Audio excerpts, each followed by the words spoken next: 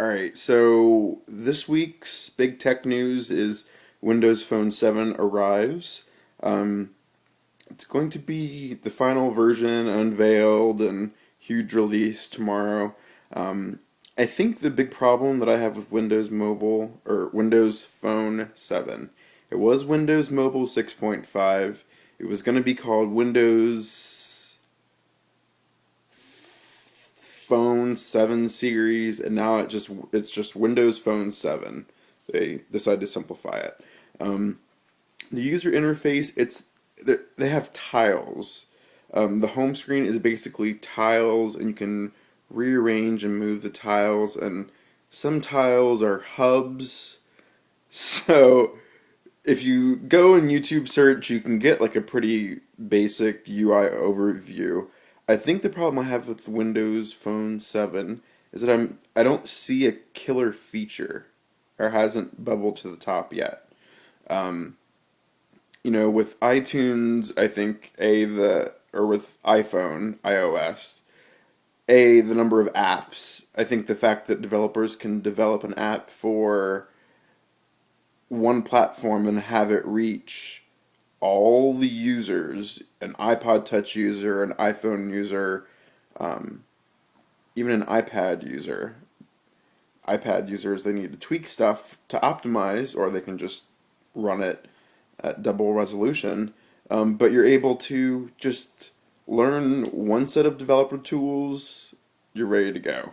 Um, Also, people are used to iTunes and syncing stuff with iPods, so there's not that big of a learning curve. Last time anybody with Windows used Windows Media Player to actually store content, like a music library. Anybody? I haven't had a Windows computer in forever. Um, and so I think, that's a bigger. Microsoft has never offered sort of Zune software for Mac. So, I mean, you cut out a pretty big population of people, especially people who are on the cutting edge, who are your early adopters. Whenever you see people at like trade shows and stuff, 90% of the time they're carrying Macs around. It's just the way of the world. But Windows Phone 7, they don't have full multitasking, which arguably iOS doesn't have either. But whatever. No cut, copy, paste. So one of, I think, the big selling features for them could be um, Office for mobile, which I'm pretty sure they're going to have at launch. Um, Built-in Office programs. Um, you could really market towards um, businesses and productivity people if they were like, yeah, I can directly edit documents and they'll sync with like the Microsoft Cloud. And when I go to open Office 2010, those documents, I mean, there could be some really great tie-in, but all of that would be useless without cut, copy, paste. I mean, being able to just rearrange text or copy text. By far the best implementation of cut, copy, paste that I've seen has been iOS. I had a Droid. I could never, first of all, cut, copy, paste um, for emails and text messages, stuff user entered text work. I could never get cut, copy, paste to work on web pages. Like if you're viewing a web page, you want to copy text, I could never get that to work. And I'm a pretty smart, tech savvy user. Never get that to work. iPhone, it works like a dream.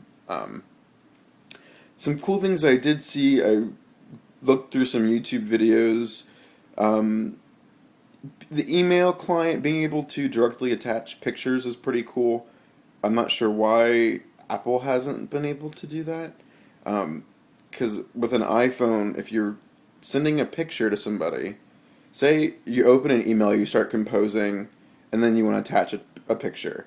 You have to hit the home button, open photos, find the photo, press and hold, copy the photo, go back to the mail client, and paste the photo. Um, The walkthrough I just saw from Pocket Now was pretty neat. Just being able to tap a button, attach a picture, go. Apple, you need to get on that. Um, and then, so Apple has great app ecosystem. People are familiar. Android, Google, they have great search and great mail integration. I think everybody either has a Gmail account or knows somebody. When was the last time anybody used Hotmail? I My Hotmail username is MattBray16. It's been that long. 9 years ago, I created a Hotmail account, basically. Um, Hotmail just doesn't offer any. There aren't any real benefits to Hotmail.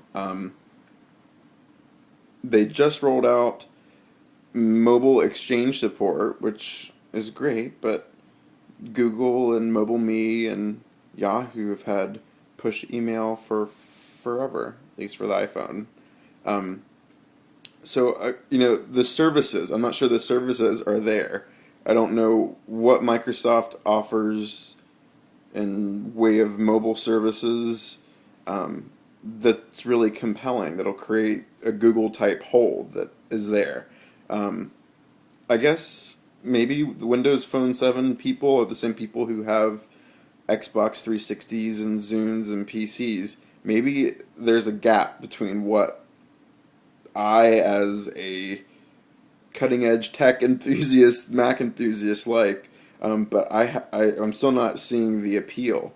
Um, there's some pretty cool stuff there, but um, no compelling market grabbing feature really. I think even tech heads who are like, "Oh, I want the newest hardware," are gonna look, and there's not really gonna be anything Windows Phone 7 specific. We're all pretty much stuck at 1 GHz processors with 256 or 512 megs of RAM. There's not really a compelling hardware push that I've seen so far from leaked stuff that Windows Phone 7 is going to have, which leads to carrier availability. Microsoft did not get development on the stack ready for CDMA, I guess. Um, Anyways, the matter of fact is that Windows Phone 7 is going to launch on AT&T and T-Mobile only. They're not going to have Verizon or Sprint compatible software for, I think, through the end of the year for sure. Maybe, second, third quarter next year.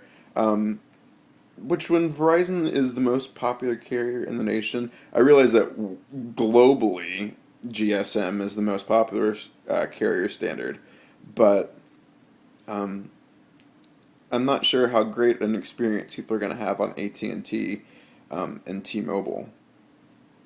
And those early adopters are the ones that get the word out. And if um, the newest bit of hardware and revolutionary UI software doesn't work for a phone user if they don't have a cell signal or if they get dropped calls.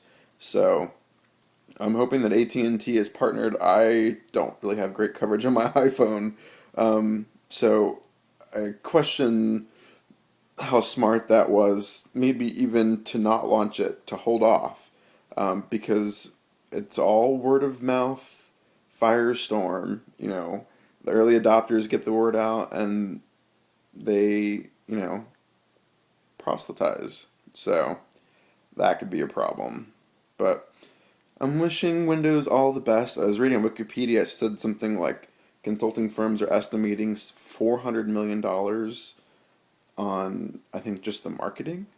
So Microsoft's getting behind this in a big way. Um, and like I was telling somebody else, I'm all for competition. I love seeing different software companies duke it out because I think that's when they deliver their best product. So I would love for them to have a product that is going to be able to challenge Apple and Google. I really see Google taking off, and it's down to carrier. I mean, you can get an Android device on every carrier in the U.S. iPhone's only available through AT&T. You can jailbreak it and then take it to T-Mobile without 3G, but then you're jailbroken and unlocked, and it's a disaster. So if Apple wants to take over the world, they're going to have to get on more carriers, but Android's going to be the way. BlackBerry's still going to have fantastic keyboards. So I wish Windows Mobile team all the best tomorrow in their launch and going forward, but I'm not sure it's going to stop their decline.